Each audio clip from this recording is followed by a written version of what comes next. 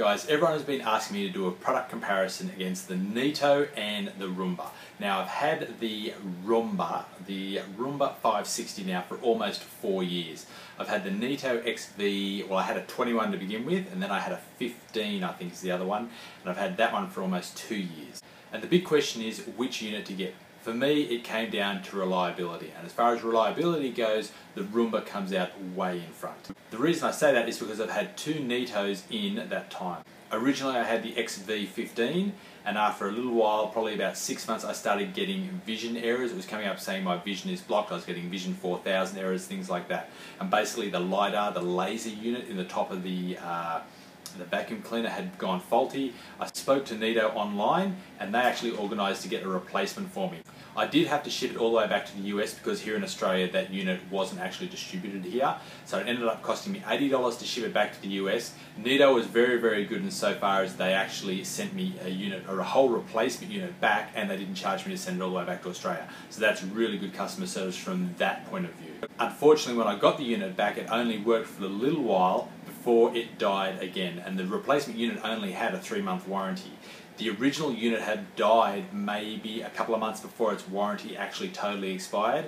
So by the time the replacement unit got back, and I had it for a couple of months, and then the replacement unit died, I was totally and utterly out of warranty. At that point I didn't have any choice. I went back to Neato and asked whether or not they could help me or whether I could get spare parts for the thing, and they basically brushed me off. They went through some basic reset the unit, that type of thing, but they wouldn't help me beyond that. Once I'd got to the end of those really basic troubleshooting steps, nothing. They didn't even reply to my emails. So they went from really good customer service to terrible customer service. As it turned out, I had to end up sourcing my own LiDAR unit off eBay, which cost me about $140 if memory serves me correctly. I had to watch a video on YouTube on how to pull the whole XV, at that stage it was the 21 I then had. Pulled it totally apart, replaced the LiDAR unit, put it all back together again, and that got it working. Unfortunately, a couple of months later, well it's probably only been 2 months, I'm starting to get error messages again, and sometimes I can get it to work again and other times I can't. On top of that, I'm going to have to replace the batteries. Now I don't mind replacing the batteries in the unit because I have had it for a while, so I've looked into it, and batteries to replace in the Neato is going to set me back about $80.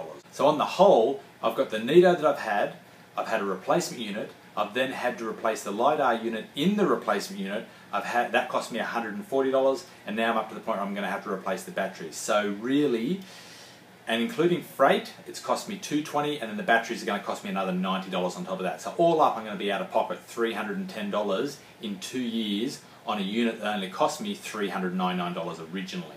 Now Neato has a new bot vac unit coming out, and I saw that and I was like, wow, this looks really good.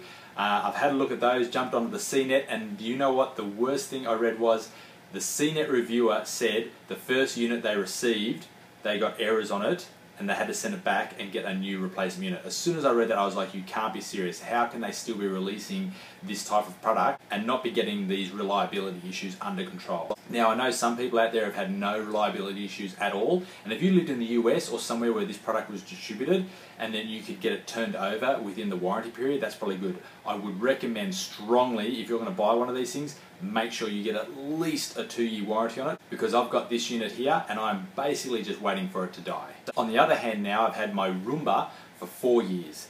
Now, I did have some problems at one stage where it started doing a clunking problem, and you can check out one of my other videos in relation to how I fixed that, and that was just an educational thing. I had to learn how to clean out the hair and the gunk that was getting stuck in the brushes and the gears. In the time that I've had the Roomba, for those 4 years, the reliability on it has been excellent. I have had to replace the batteries, and the batteries cost me about $80, and just recently, so that's probably going on 3.5, almost 4 years, I just replaced the Aero Vac, which is the larger vacuum in the back, and I also replaced the entire brush assembly kit.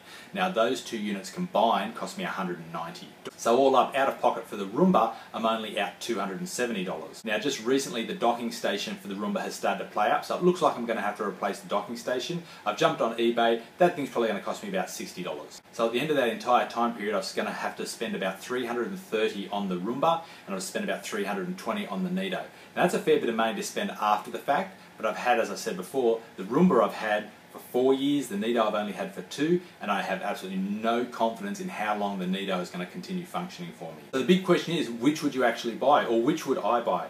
Truth be told, when I saw the new bot vac, I was like, oh my goodness, Neato has hopefully fixed up their reliability issues. And don't get me wrong, I'm not negative against Neato. I love the fact that the thing uses a laser. I love the fact that the vacuum cleaner is a smart vacuum as such. But the reliability issue is just a killer, because I've had multiple units, and I've had even the replacement units go faulty, and I've seen other things with them going faulty. I just could not warrant putting down extra money or putting down money again for a unit that I just would not have confidence that it would be a reliable unit. Now the new bot vacs are ranged between about $600 and $700. I think there is a cheaper unit which is about $500 in the realm there.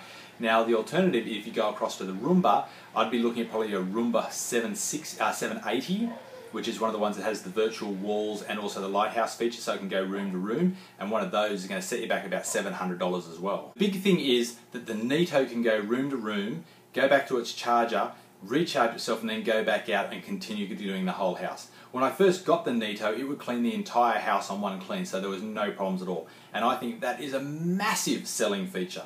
The Roomba, on the other hand, can only charge itself once. Now the new Roomba units have got a much better power consumption than the older ones, and apparently they are now cleaning for a longer period of time.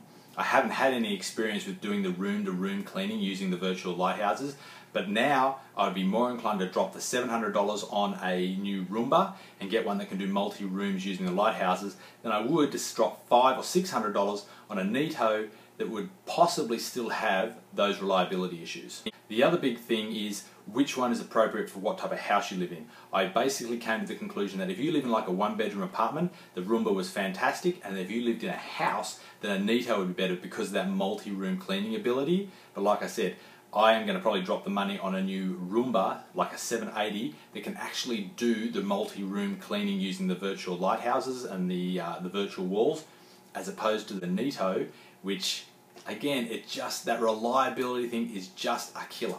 Now, truth be told, I haven't received any money or any products from either one of these companies. If either one of these companies wants to send me another test unit, I would be happy to test it, and I would do another review, an updated review. But I've got to base all this stuff on my experiences thus far, and like I said, the Roomba has been pretty bulletproof, even though I've had to replace bits and pieces along the way, over 4 years, compared to the Neato, which I've had to replace quite a lot and had nothing but sort of ongoing troubles with over half that time period. Okay guys, well I hope you've enjoyed this review, and I hope it's been informative. If you want to check out my Roomba review, you can click just here on the image, or over on the other side there you can see my Neato XV21 first run video as well. Down below you'll find some links to the Amazon website where you'll be able to find more information and pricing on different products. They are affiliate links, so I'd be really pleased if you could click on them, as it gives me a few dollars to help me put these reviews together. Once again, I hope the review was informative and helps you out. Any questions, ask them down below and I'll do my best to answer them.